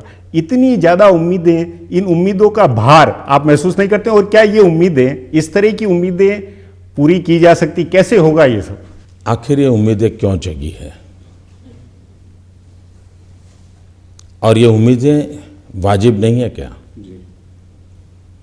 क्या हिंदुस्तान का रुपया ताकतवर नहीं होना चाहिए क्या? क्या हिंदुस्तान के नागरिकों को महंगाई से बचने के रास्ते नहीं होने चाहिए क्या? तो जहाँ तक जनता की उम्मीदें हैं, मैं मानता हूँ उन्होंने किसी को ये नहीं कहा है कि आसमान के तारे तोड़ करके लाओ। जनता ये नहीं कह रही है कि मेरे घर के आगे रोल्स रॉयस कार रख दो। मिनिमम चीज़ें मांग रही है जनता जी। और सरकार का ये दायित्व है आज़ादी के 60 साल के बाद। और मैं तो मानता हूँ 7 साल के बाद भारत की आज़ादी के 75 वर्ष होंगे। हम याद करें, स्मरण करें उन महापुरुषों का जिन्होंने आज़ादी के लिए जंग किया, जिंदगी जलों में खपाई, कुछ ने फांसी के फंदे पर लटक गए। जिन सपनों को लेकर के उन्होंने आज़ादी के लिए लड़ाई लड़ी, क्या ऐसा हिंदुस्तान हम उनको दे सकते हैं? हम अभी से तय करें कि आज़ादी के 75 साल जब मनाएंगे, देश जब आज़ादी का अमृत पर्व मनाता होगा, तब ऐसा हिंदुस्तान हम लोगों को देंगे। अगर ये भाव बनाएंगे तो जनता भी आपके साथ जुड़ेगी। विकास सरकार का एजेंडा नहीं होता है, विकास 125 करोड़ देशवासियों का एजेंडा होता है। लाल बहादुर शास्त्री ने ये करतब करके दिखाया था। उन्होंने जब कहा जय जवान जय किसान, और उस समय हम विदेशों से गेहूं लाते थे, इसी देश के किसानों को उन्होंने ललकारा, इसी देश के किसानों ने देश के अन्न के भंडार भर दिए। क्या सरकार की ऑफिस में अन्न पैदा होता था क्या? क्या अन्न वहीं हर एक के टेबल पे उगाया जाता? क्या किसानों ने करके दिखाया। परिवर्तन इसी प्रकार से आता है। आप 125 करोड़ देशवासियों की शक्ति का महात्मा समझो, उनके सपनों को पूरा करने का अवसर दो। आप देखिए हिंदुस्तान कितना भाग्यवान है। 65% जनसंख्या 35 से कम आयु की है। सारी दुनिया हम पे ईर्ष्या करे, ऐसा हमारा देश है। हम उन नौजवानों को अवसर दें। सारे सपने पूरे हो सकते हैं। नहीं, यही जो आपने कहा है कि जो 60 साल से जो लोगों की के सपने थे, उम्मीदें थी, वो आज सब एक तरह से बिल्कुल उम्मीद का प्रतीक आप बने हैं। उस उम्मीद में नौजवान भी खास तौर पे बहुत उम्मीद है, जो 35 साल से कम की उम्र का जो नौजवान है। लेकिन नौजवान बहुत जल्दी असहज होता है, बहुत जल्दी धैर्य खोता है। उनको अगर जल्दी से नतीजे नहीं मिले तो उसकी जो जोखिम है, उसके जो खतरे हैं, वो क्या आप मानते गंभीर नहीं होंगे? मैं नहीं मानता हूं जैसा आप नौजवान का एनालिसिस करते हैं वैसा मैं नहीं करता हूं। पीढ़ी काफ़ी बदल चुकी है। आज का नौजवान प्लस माइनस हर चीज़ का एनालिसिस करता है, वो स्थितियों को समझता है, और अगर उसको विश्वास हो जाए हाँ कदम सही दिशा में है, तो उसके बाद जितनी धीरज है उतनी धीरज किसी के पास नहीं है। और इसलिए हम हमारे युवा पीढ़ी की शक्ति, उसका एनालिटिकल माइंड, उसका काम करने का उत्साह, इसको कम ना आके उस पर भरोसा करें। आवश्यकता इतनी है कि उसके और आपके बीच डिस्कनेक्ट नहीं होना चाहिए। अगर आपका और उसका कनेक्ट रहता है, आप उसकी बात को समझते हैं, आप उसको भी कहते हो छोड़ो यार अभी ये दो करेंगे, तो देश का युवा चलने को तैयार है। जी, उस अनुसार युवा के मसलों के ऊपर आप कौन सी दो तात्कालिक प्राथमिकताएं जिनके ऊपर आप फोकस करेंगे, कौन सी हो सकती है? शिक्षा, रोजगार या? सबसे बड़ी बात है रोजगार, जॉबलेस ग्रोथ, जिसके लिए यूपीए की 10 साल की पहचान है। जॉबलेस ग्रोथ ये बहुत बड़ा संकट बना है। विकास के हमारे पैमाने क्या हो? विकास अगर हम औद्योगिक विकास चाहते हैं, कृषि विकास चाहते हैं, तो जैसे उत्पादन बढ़े साथ साथ रोजगार बढ़ने चाहिए, रोजगार के अवसर बढ़ने चाहिए। दूसरा, जैसे मैं टूरिज्म कहता हूँ, टूरिज्म का सीधा लाभ नौजवानों को रोजगार मिलने वाला है। हमारे विकास का, अब जैसे आउटसोर्सिंग होता है, हमारे देश में रिसर्च पर हम बहुत कम बल देते हैं। रिसर्च और इनोवेशन ये हमारी प्राथमिकता होनी चाहिए। उस नाते हायर एजुकेशन में जी, आज देखिए पेटेंट रजिस्ट्रेशन में हम बहुत पीछे हैं। क्या हिंदुस्तान के नौजवानों के पास टैलेंट नहीं है? अगर हम इंटेलेक्चुअल प्रॉपर्टी राइट के क्षेत्र में हमारे नौजवानों का भी रुतबा बना दे, तो दुनिया उसी से तय करेगी कि भाई कौन देश आईपीआर में आगत है, कौन देश पेटेंट रजिस्ट्रेशन में आगे है, कौन देश रिसर्च कर रहा है, इनोवेशन कर रहा है। ये दुनिया के पैमाने बदल चुके हैं।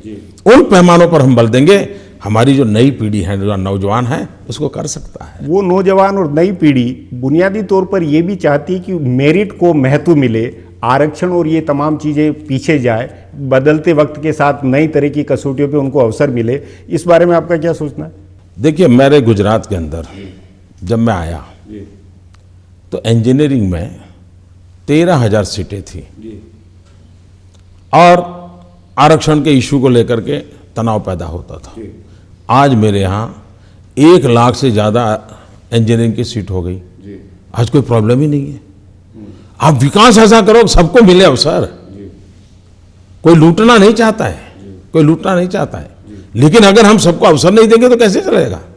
गरीब से गरीब, दलित हो, पीड़ित हो, शोषित हो, आदिवासी हो, सबको हक मिलना चाहिए। नरेंद्र मोदी महिला विकास और आरक्षण को लेकर एक अलग सोच लिए हुए हैं। देखिए, हमने गुजरात के अंदर पंचायतों में महिलाओं के लिए 50% आरक्षण किया, लेकिन हमारा दुर्भाग्य है कि यहाँ जो गवर्नर बैठे हैं वो एक महिला है, उस पर साइन करने को तैयार नहीं।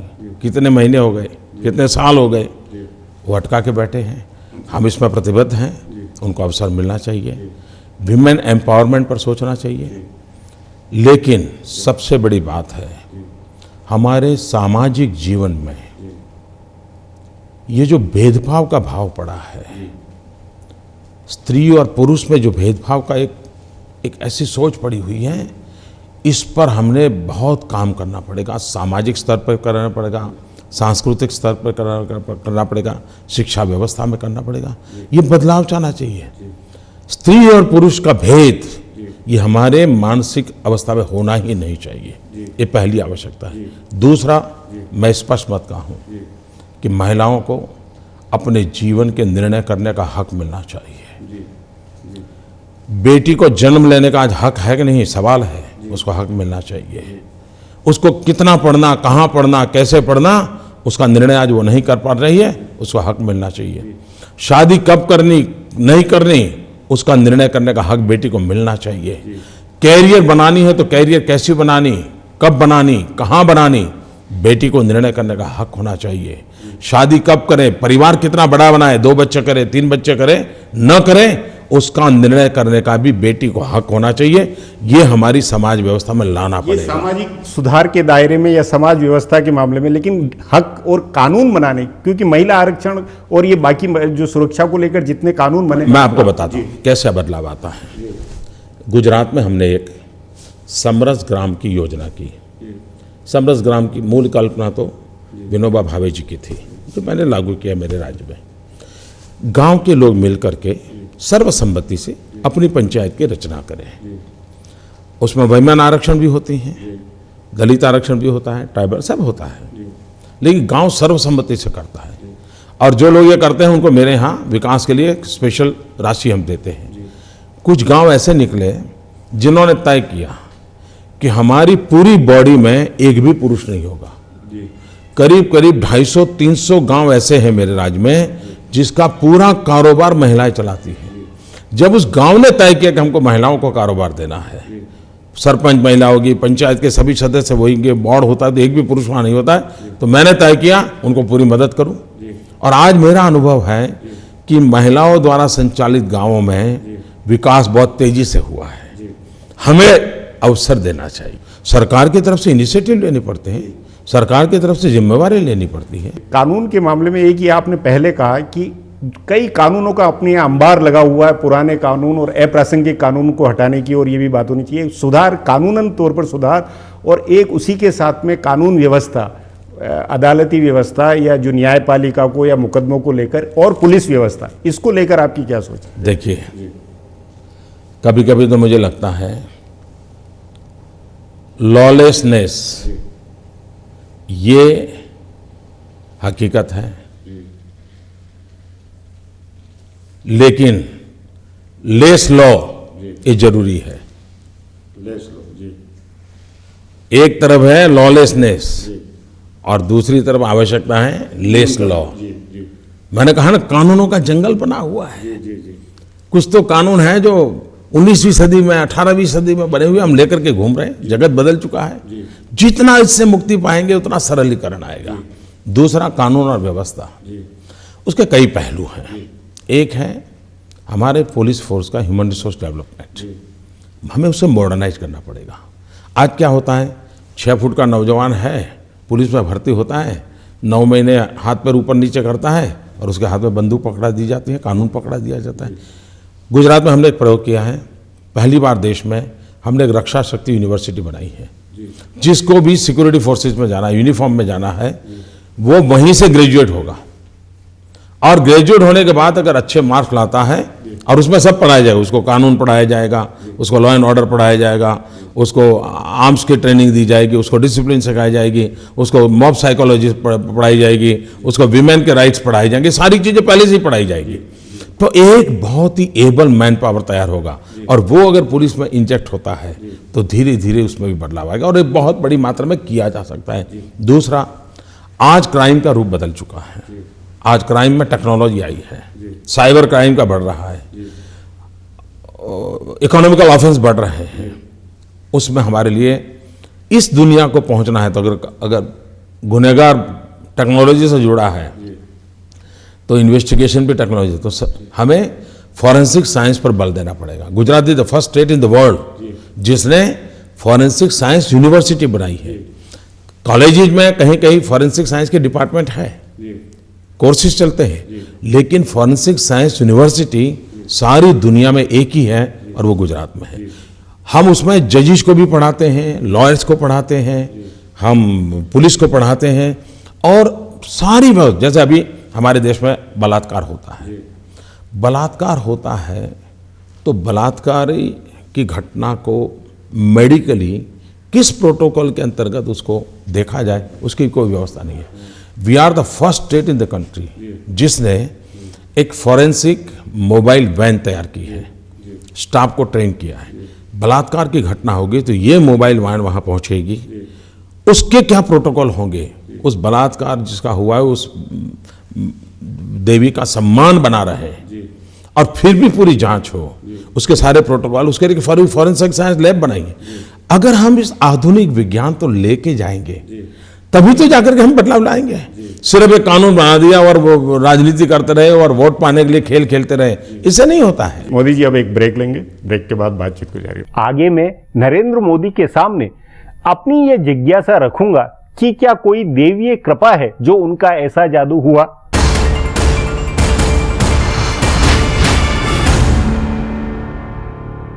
आप देख रहे हैं ईटीवी पर नरेंद्र मोदी का सुपर एक्सक्लूसिव इंटरव्यू, और इंटरव्यू के इस हिस्से की समीक्षा कर रहे हैं ETV news network head Jagdish चंद्र।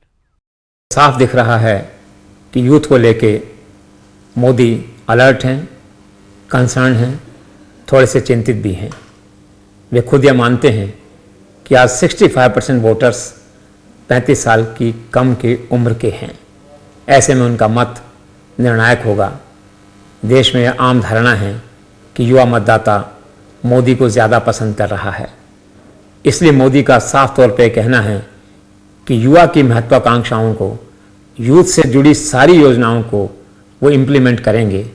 शायद उन्हें यह अच्छी तरह मालूम है कि जिस यूथ ने उनके साथ आज कनेक्ट किया है अपने आप को, 6 महीने साल के बाद अगर वो प्रधानमंत्री बनते हैं और ज़्यादा कुछ यूथ के लिए नहीं कर पाते हैं, तो यह यूथ जितनी तेज़ी से मोदी के साथ जुड़ा है उतनी ही तेज़ी से मोदी से डिस्कनेक्ट भी हो जाएगा। इसे लेके मोदी अभी से काफ़ी अलर्ट हैं। एक दूसरी महत्वपूर्ण बात यूथ से जुड़ी हुई उन्होंने कही कि आरक्षण कोई मुद्दा नहीं है।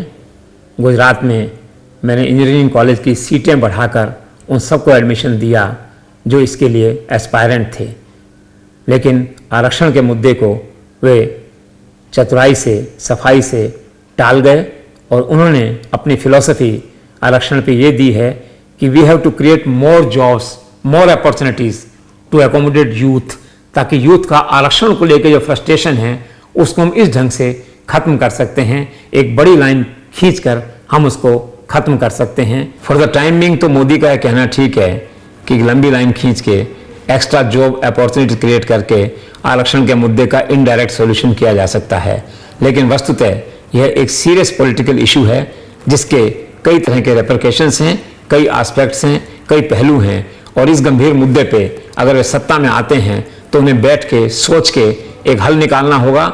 ऐसा हल जो उन सब लोगों को स्वीकार हो जो मोदी के वोटर हैं, उन सब लोगों को स्वीकार हो जो आरक्षण का विरोध करते रहे हैं, और उन लोगों को भी स्वीकार हो जो आरक्षण के बेनिफिशरीज हैं। तो एक पेचीदा मुद्दा है जिस पे बैठ के नरेंद्र मोदी को अपने दल के साथ, सभी राजनीतिक दलों के साथ एक आम राय बनानी होगी, और उसके बाद ही इस सेंसिटिव मुद्दे पे कोई मैंडेट या कोई कमांड उनकी सरकार अगर सत्ता में आती है तो दे पाएगी। हालांकि मोदी ने women empowerment, law and order, defence, foreign affairs पर अपने माइंड को एक्सप्लेन करने की कोशिश की है, लेकिन आज भाजपा के सामने, मोदी के सामने सबसे बड़ी दुविधा यह है कि देश का मतदाताओं का वह हिस्सा जो मोदी को वोट देना चाहता है, उसके मन में मोदी के प्रति जो अपेक्षाएं हैं वो शायद ज़रूरत से ज़्यादा हैं।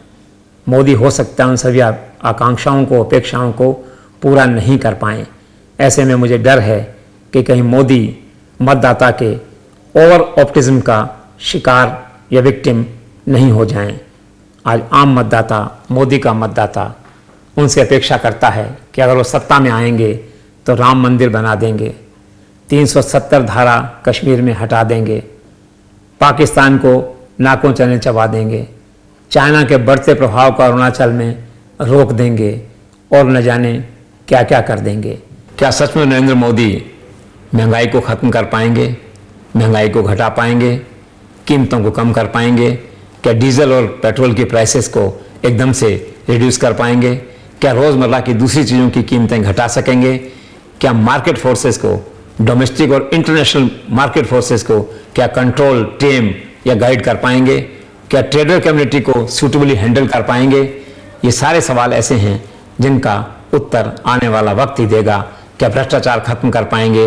ये सारे सवाल आज मोदी के आने का इंतजार कर रहे हैं। अगर वो सत्ता में आते हैं तो निश्चित तौर पे एक निश्चित अवधि में एक निश्चित टाइम फ्रेम में उनको इन सवालों का जवाब और इन सारे फ्रंट्स पे एक इम्प्रेसिव परफॉर्मेंस देश के सामने देनी होगी, जनता के सामने देनी होगी, अन्यथा लोगों की आशा निराशा में जल्द ही बदल सकती है। तो आइए अब देखते हैं इंटरव्यू का शेष भाग।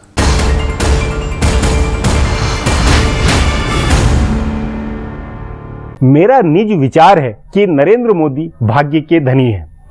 ऐसी कोई दैविक कृपा है जिससे तमाम विपरीत स्थितियों के बावजूद वे आज प्रधानमंत्री पद के दावेदार हैं। कुछ ऐसा है जिसके चलते गुजरात में सफलता की कहानी लिखी गई। मैं खुद 3 दशकों से नरेंद्र मोदी के राजनीतिक सफर का गवाह हूं। उनका गुजरात का मुख्यमंत्री बनना आकस्मिक था, तो उसके बाद वहां जो कुछ हुआ वह भी अनहोना है। हाँ, यह संयोग मामूली नहीं है कि जब से नरेंद्र मोदी मुख्यमंत्री बने हैं तब से वहां कोई प्राकृतिक आपदा नहीं हुई है। हर साल मानसून अच्छा रहा, विरोधी हाशिए में गए। कांग्रेस, मीडिया और तमाम तरह के विरोधियों ने उनका जितना जैसा विरोध किया उससे उल्टी उनकी अखिल भारतीय इमेज बनी। सो अपने को भाग्य, दैविक या डिवाइन कृपा का एक खटका है। इसे जब मैंने ईश्वर में उनकी आस्था के पहलू के साथ पूछा तो उनका यह जवाब था। मैं ईश्वरवादी हूँ, मैं आस्थावादी हूँ, मैं परम शक्ति में विश्वास करता हूँ, लेकिन मैं ये मानता हूँ कि मुझे उसको परेशान नहीं करना चाहिए। उसने मुझे यहाँ जिस काम के लिए भेजा है वो मुझे करना चाहिए, उससे नहीं करवाना चाहिए। ईश्वर को बार बार जाके परेशान मत करो, ये करो वो करो। वो उसने मुझे यहाँ भेजा है, उसने मुझे जो काम लेना होगा वो लेता रहे। उस नाते कर्मवादी आप बिल्कुल के जो होगा। हाँ, लेकिन हम लोग तो क्या है, सुबह शाम जाकर के आरती उतार उसको कहते हैं ये करो वो करो, कि वो कोई हमारा एजेंट है क्या? परमात्मा ने हमें भेजा है, परमात्मा हमसे जो करवाएगा हमें करना चाहिए। परमात्मा जो सद्बुद्धि देगा उस सद्बुद्धि के आधार पर चलना चाहिए। बचपन से लेकर अभी तक आपका रोल मॉडल कौन रहा? वैसे मैं बचपन से स्वामी विवेकानंद के विचारों से प्रभावित रहा, और पढ़ने का भी मेरे गांव की लाइब्रेरी थी तो ज़्यादातर वही मिलता था, और उसमें मूलतः बात देशभक्ति की होती थी। वे तो सन्यासी थे, आस्थावादी थे, परमात्मा में विश्वास करने वाले, लेकिन क्या कहते थे? सब भगवान को भूल जाओ, सिर्फ भारत माता को याद करो, ये कहते थे वो। ये चीजें मुझे बड़ी अपील करती थी। वो कहते थे दरिद्र नारायण की सेवा वो ईश्वर की सेवा है, गरीब का कल्याण करो ये भगवान का काम कर रहे हो। वो कहते हैं फुटबॉल खेलो, गीता बाद में सोचना। अब ये बातें जो है बड़ी क्रांतिकारी थी, और इन चीजें मुझे पसंद आती थी। आपकी सबसे पठनीय, जो आपकी सबसे प्रिय पुस्तक जिसने आपको विचारों के नाते प्रभावित किया हो कोई? ज्यादातर तो मैं पहले तो बहुत पढ़ता था, बहुत पढ़ा हूँ बचपन में, तमाम तरह का साहित्य। मेरे गांव में जो लाइब्रेरी थी उसमें जो उपलब्ध था, छोटा सा गांव, छोटा सा परिवार, और लाइब्रेरी में जो उपलब्ध था मैं पढ़ता रहता था। लेकिन एक स्थिति ऐसी आई कि मेरा उससे नाता टूट गया है। इन दिनों तो जो नई चीज़ आती है उसको मैं पढ़ नहीं पाता हूँ, और इसलिए चाहे आध्यात्मिक हो, मनोवैज्ञानिक हो, कुछ हिस्ट्री की बातें हो, कुछ मानवीय रुचि प्रकृति प्रवृत्ति की बातें हैं, इन चीज़ों को देखता रहता था। इन दिनों तो मैं पढ़ नहीं पाता। पर इन दिनों आपकी दिलचस्पियां कुछ, कोई हॉबी, कुछ ऐसी दिलचस्पी, फिल्म, संगीत, पुस्तक, ज़्यादा कोई दिलचस्पी है या समय नहीं, बिल्कुल ही नहीं मिल रहा है? दिलचस्पी तो बहुत है, मुझे संगीत सुनना अच्छा लगता है। संगीत क्लासिकल या उस कुछ? It depends. हाँ, इंस्ट्रूमेंटल संगीत मुझे ज़्यादा पसंद आता है, और मैं मानता हूँ वो एक चेतना जगाता है, और भारत का संगीत तो मन को डुलाता है, पश्चिम का संगीत तन को डुलाता है, तो जो मन को डुलाता है वो ज़रा ज़्यादा पसंद आता है। तो संगीत भी पसंद है मुझे। पहाड़ों पर जा कर के टहलना बहुत अच्छा लगता है। हिमालय मेरी प्रिय जगह रही है, तो सब पसंद तो है, नहीं, लेकिन मेरा एक प्रायोरिटी नहीं है। लेकिन बुनियादी तौर पर संघ के तमाम दूसरे प्रचारकों को देखते हो, ये देखते हो, आपकी जो दिलचस्पियां, आपकी जो ड्रेस से लेकर आपकी जो स्टाइल है, आपके जो अंदाज है, वो बिल्कुल बहुत अलग से लगते हैं, उसकी तारीफ भी बहुत होती है। ये आपने कहाँ से, मतलब आपका ऑफिस दफ्तर देखें या तमाम चीजें जो ये कैसे हुआ, ये संस्कार कहाँ से आ गए? मैं बताता हूँ, ये एक भ्रम फैलाया गया है, किसी ने इसकी बारीकी नहीं देखी। मैं एक उदाहरण देता हूँ आज, और मैं चाहूंगा कि आपका टीवी दर्शकों वही को दर्शकों के लिए बहुत ये दिलचस्पी वाला, बहुत साल पहले की बात है, एक प्रसिद्ध अखबार के सीनियर एडिटर, सुबह 7:30 बजे उनका फोन आया। मैं दिल्ली में रहता था, पार्टी का महासचिव था। उन्होंने फोन किया कि मोदी जी मैं आपसे मिलना चाहता हूँ। तो मैंने कहा 10:30-11 बजे आ जाइए, मैं 11 शुगर रोड पे हूँ। नहीं बोले, मैं अभी आपके घर के दरवाजे बाहर खड़ा हूँ, अगर आप कहें तो। मैंने कहा आ जाइए भाई। तो मैंने दरवाज़ा खोला, अंदर ले आया।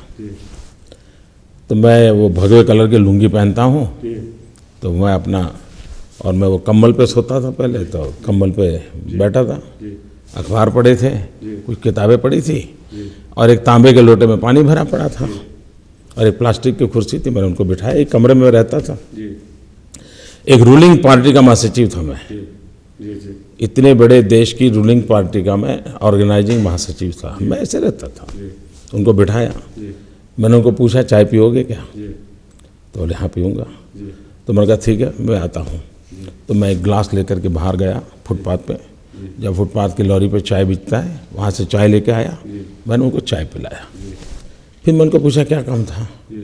तो बहुत परेशान थे वो। मैंने कहा क्या काम था बताइए ना, आप सुबह सुबह आए तो कुछ तकलीफ होगी आपको? नहीं कुछ काम नहीं था, ऐसे ही आया था। मैंने कहा नहीं भाई, कोई पत्रकार सुबह उठ करके आ जाए, ये संभव ही नहीं है, कुछ तो होगा। तो मैंने कहा नहीं भाई, मैंने कहा नहीं यार तुम आज बता दो।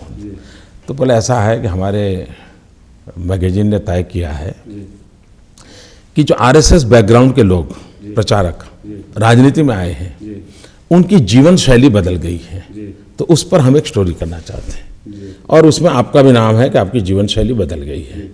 मैंने कहा जो देखा, तो बोले ये देख करके मैं परेशान हूं कि मैं स्टोरी क्या करूं? बोले हम लोग तो सुनते थे, बोले ऐसा है ही नहीं। मैंने कहा अब मेरी रिक्वेस्ट है, ये स्टोरी को छापो। देश का दुर्भाग्य है उस मैगजीन ने उस स्टोरी को किल कर दिया। पता नहीं क्या क्या चलता है। ये सिंपल मैं चश्मा पहनता हूँ, लेकिन लगाते हैं कि मैं कोई बहुत बड़ी कंपनी का चश्मा पहनता हूँ। ये सिंपल खद्दर का कपड़ा है, लेकिन अब मैं ढंग से जीता हूँ, और परमात्मा ने जो बदन दिया है, उस बदन पर कोई चीज शूट करती है, तो आपने मुझे ऐसा बना के रखा। मतलब जो ढंग से जीना है वो सहज है, वो कृत्रिम नहीं है। ये आप दो चीजें हैं जी। क्या साफ सुथरा जिंदगी नहीं होनी चाहिए क्या? जी जिंदगी साफ सुथरी नहीं होनी चाहिए क्या? जी। आप, मैं हैरान हूँ जी किस प्रकार से चीजें चलाई अब, लेकिन अब दिन रात हम कहाँ लोगों को सफाई देने जाएंगे। मोदी जी एक महत्वपूर्ण सवाल है, आपके जीवन के सबसे सुखद पल या सुखद वक्त कौन सा रहा, या सब और दुखद कौन सा वक्त रहा? अगर मेरे जीवन में सुखद वक्त अभी आया नहीं है। मेरा उस सुखद वक्त का लक्ष्य, मेरे गरीब से गरीब परिवार के पास रहने को जब घर होगा, बूढ़ों के लिए दवाई की व्यवस्था होगी, बच्चों के लिए शिक्षा होगी, किसान को आत्महत्या न करनी पड़ती होगी, मतलब वो मूल जो विचार के लिए भटकना नहीं पड़ता, जो प्रचारक वक्त बनते हुए विचार, मूल विचार जो ऐसी मेरी जब भारत माता होगी, ऐसा मेरा देश होगा, तब जाकर के मुझे संतोष और सुख होगा। तब तक सुख कैसा, चैन कैसा? दुखद क्षण कौन से रहे आपके? मैं दुखों की कभी गिनती नहीं करता हूँ, न उस पर अपना समय खराब करता हूँ। एक अंतिम सवाल कि संघ और आरएसएस के संस्कार से आप निकले हुए में, उसमें एक सामूहिकता, एक उसको लेकर ये बहुत कहा जाता है कि सामूहिक तौर पर विचार विमर्श तमाम है। आपको लेकर एक मोटे तौर पर ये धारणा भी जैसे बनी हुई है कि आप अकेले अपने निर्णय करते हैं, इसको लेकर क्या ये धारणा, इसकी क्या वजह? जी। ये जो मेरे रहन सहन और कपड़ों को लेकर के जो झूठ चलाया गया है, एक दूसरा झूठ है, क्योंकि मुझ पर कोई गंभीर आरोप तो लगा नहीं पा रहे हैं, तो एक हल्का फुल्का ये आरोप चलाते रहते हैं। इतना बड़ा गुजरात जिसमें जो बदलाव आया, क्या कोई एक आदमी ला सकता है क्या? बिना टीम कभी सफल नहीं होता है। और मेरे यहाँ आज भी मैं कहता हूँ, टीम गुजरात, टीम के बिना सफल नहीं होता है भैया। जब तक आपके पास अच्छे लोग नहीं हैं, आप उनको सुनते नहीं हैं। कभी मेरे साथ काम करके देखिए। और मेरी सफलता का मूल कारण ये है कि मैं सबको सुनता हूँ। मेरी सफलता का कारण ये है कि मैं सबसे राय मशवरा करता हूँ। हाँ, एक बार सबकी राय बन जाए और नतीजे पर फैसले इम्प्लीमेंटेशन के लिए मैं पूरी शक्ति लगा देता हूं। ये अभी पूरे पिछले 3, 4, 6 महीने के प्रोसेस में भी इसी अप्रोच से काम हुआ, सारा कुछ किया आप? मैं बचपन से यही सीखा हूं। मुझे और कोई टेक्निक आती ही नहीं है। आती नहीं। मैं करने जाऊंगा तो फेल हो जाऊंगा। टेक्निक आती नहीं मुझे। सबको सुनना, सबको साथ लेना और सबको जोड़ना, यही मेरी सफलता का मूल बिंदु है। लेकिन जो लोग मोदी को पसंद नहीं करते और मोदी के खिलाफ कुछ मिलता नहीं, तो यही कुछ चीजें हैं, चलाते रहते हैं। अब उनकी भी तो रोजी रोटी का सवाल है ना। मतलब तो मेरी तरफ से उनको इतनी मदद तो मिलनी चाहिए कि नहीं मिलनी चाहिए। मैं सभी दर्शकों से एक प्रार्थना करता हूं कि लोकतंत्र ये हम सब का दायित्व है। चुनाव एक लोकतंत्र का महा उत्सव होता है। हमें अच्छा लगे बुरा लगे, मत जरूर देना चाहिए। हमें मतदान करना चाहिए। कभी भी मतदान से कतराना नहीं चाहिए। परिवार में शादी हो और 50 काम हो, भयंकर गर्मी हो, फिर भी मेरी आपसे हाथ जोड़ करके प्रार्थना है, आप मतदान अवश्य करें। लोकतंत्र की वही सबसे बड़ी ताकत है। बहुत बहुत धन्यवाद। जी मोदी जी, बहुत धन्यवाद। मेरी तरफ से, मेरी टीम अजीत द्विवेदी, श्रुति व्यास और ईटीवी हेड जगदीश चंद्रा की तरफ से बहुत बहुत धन्यवाद। तो यह था भाजपा के प्रधानमंत्री पद के प्रत्याशी नरेंद्र मोदी का ईटीवी नेटवर्क को दिया गया 66 मिनट का इंटरव्यू। धर्म, ज्योतिष और ग्रंथों के मुद्दे पर, हालांकि फेस वैल्यू पर नरेंद्र मोदी यही कह रहे हैं कि मंदिर मस्जिद में केवल जाने से या मांगने से कुछ नहीं होगा, हमें पुरुषार्थ करना होगा, हमें मेहनत करनी होगी, या दूसरे शब्दों में ईश्वर उन्हीं की मदद करेगा जो अपनी मदद खुद करते हैं। लेकिन इन सब के बावजूद मैं हरिशंकर व्यास के इस आकलन से सहमत हूँ कि शायद कोई न कोई देवी कृपा इस व्यक्ति पे ज़रूर है। इस बात को सिद्ध करने के लिए मैं एक किस्सा आपसे, दर्शकों से शेयर करना चाहूँगा कि 2001 में 7 अक्टूबर को जब पहली बार नरेंद्र मोदी को गुजरात का मुख्यमंत्री नियुक्त किया गया, उस समय अटल बिहारी प्रधानमंत्री थे। इस घटना से ठीक 6 महीने पहले जयपुर के एक प्रसिद्ध ज्योतिष डॉक्टर केदार शर्मा दिल्ली के हिमाचल सदन में नरेंद्र मोदी से मिले। उस समय मोदी हिमाचल के संघ प्रचारक हुआ करते थे। उस समय रंजन भट्टाचार्य हिमाचल के तत्कालीन मुख्यमंत्री धूमल और ओम प्रकाश सकलेचा वहाँ पे मौजूद थे। उन सबके बीच ज्योतिष केदार शर्मा ने यह कहा कि आप तो 6 महीने के अंदर मुख्यमंत्री बनेंगे, 3 बार मुख्यमंत्री रहेंगे और पहली बार आप 7 अक्टूबर को शपथ लेंगे। तो नरेंद्र मोदी ने कहा कि केदार भाई, हम लोग संघ प्रचारक हैं, हम जनता की सेवा में हैं, हम लोग चुनाव नहीं लड़ते हैं, हम लोग मुख्यमंत्री नहीं बनते हैं। लेकिन विधि का विधान या देवी कृपा कि एक दिन अचानक 5 अक्टूबर 2001 के आसपास नरेंद्र मोदी को वाजपेयी जी का फ़ोन आया कि आपको गुजरात का मुख्यमंत्री बनना है, वहाँ का चार्ज संभालना है। और इस तरह से वो मुख्यमंत्री बने और ज्योतिष की भविष्यवाणी के अनुरूप वो 3 बार मुख्यमंत्री बने।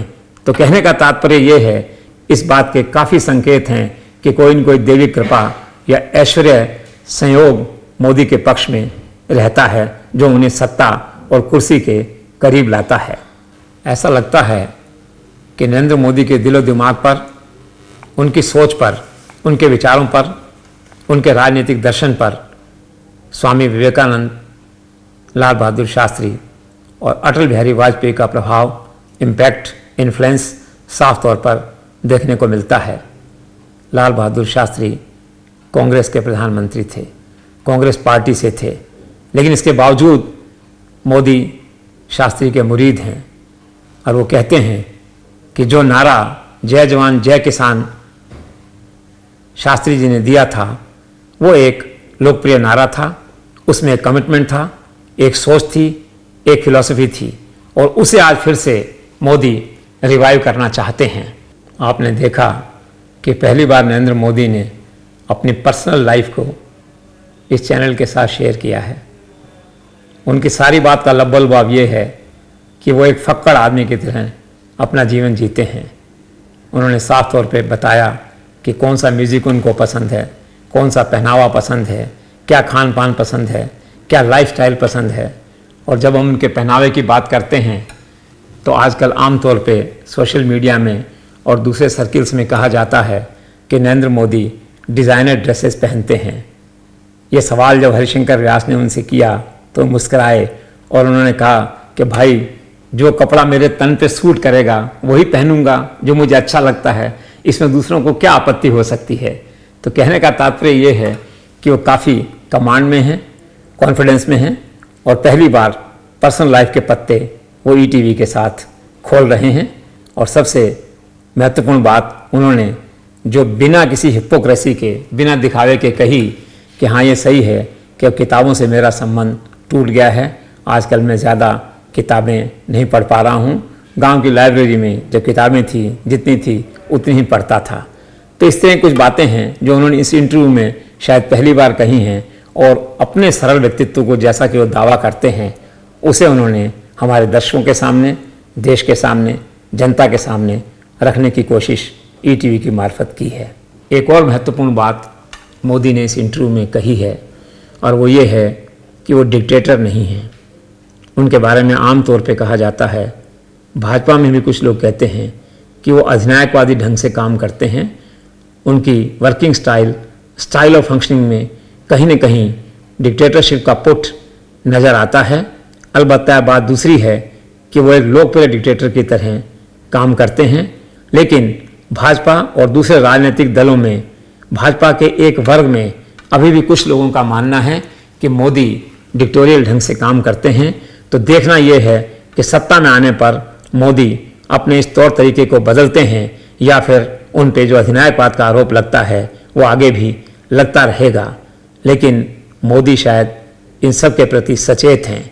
इसी इंटरव्यू में उन्होंने साफ तौर पे कहा है कि मैं डिक्टेटर नहीं हूँ, मैं अधिनायकवादी नहीं हूँ, मैं फैसले नहीं थोपता हूँ, मैं लोकतांत्रिक तरीके से पार्टी में काम करता हूँ, मैं कलेक्टिव लीडरशिप में विश्वास करता हूँ, मैं सारे फैसले सबको साथ बैठा के करता हूँ।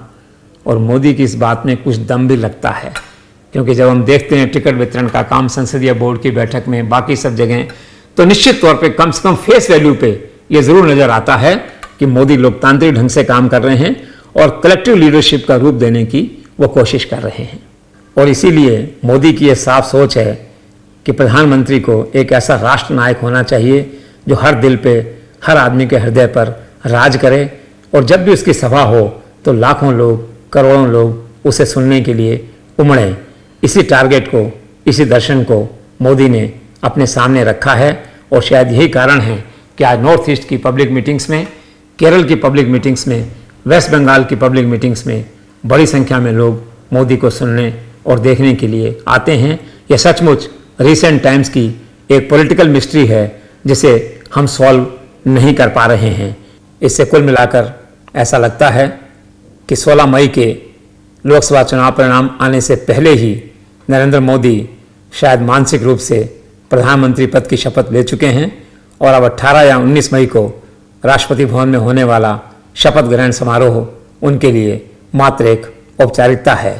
लेकिन दूसरी ओर राहुल गांधी के नेतृत्व में कांग्रेस ने कमर कस रखी है कि किसी भी सूरत में नरेंद्र मोदी को प्रधानमंत्री नहीं बनने देंगे, चाहे इसके लिए दूसरे दलों के साथ मिलकर वैकल्पिक मोर्चा बनाना पड़े और किसी दूसरे व्यक्ति को बाहर से समर्थन देना पड़े। इसलिए अब ऐसी स्थिति में उत्सुकता केवल इस बात को लेके है कि नरेंद्र मोदी एनडीए के साथ अपने प्री पोल और पोस्ट पोल अलायंसेस के साथ क्या 272 का जादुई आंकड़ा जुटा पाते हैं, या फिर बीजेपी के पुराने इंडिया शाइनिंग कैंपेन की तरह नरेंद्र मोदी कैंपेन भी फ्लॉप हो जाता है। अब ये प्रोग्राम यहीं खत्म होता है। मुझे इजाजत दीजिए, कल फिर मिलेंगे इसी चैनल पर और इसी समय।